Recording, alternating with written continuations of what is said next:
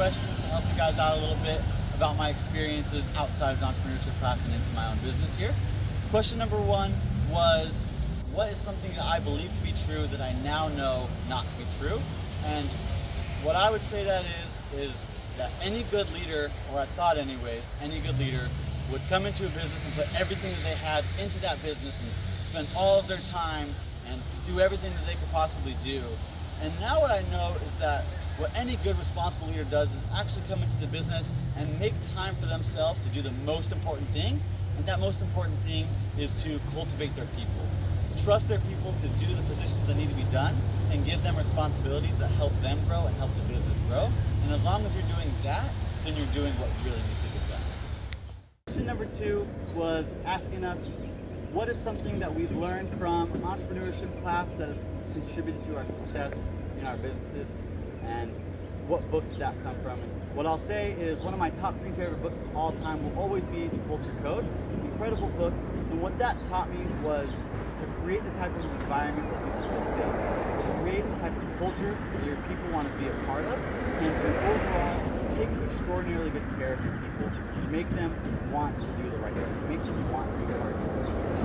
And without that, I definitely wouldn't be where I am today. Alright, that brings us to question number 3, which is, what is the most difficult situation that I have faced as an FP/GM?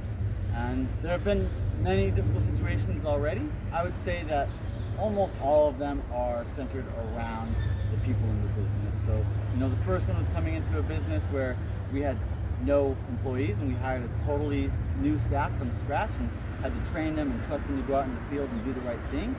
Another one is having to let go of people who just aren't quite the right fit for the team, despite really liking them as people. And also, when there's a downturn in jobs, how do we make sure we take good care of our people that we have hired and make sure that they're getting the hours they need to be able to support their families. And what I'll say with all of those is the solution to those situations was always to do the right thing, to take really good care of our people, and to make sure we're putting our trust into them, because a lot of times when you put your trust into somebody, they'll rise up to the occasion and they'll surprise you with their results. And that brings us to the very last question: what advice would I give to the current entrepreneurs? And I don't know if you've noticed, but a little bit of the theme of this video so far has been people. And that's my biggest advice to you, is to focus on the way you specifically interact with people. Focus on the way that you develop people, the way you support them, and the way you show them that you care about them. And all of those skills will add up to make you much more successful in whatever you do, no matter what.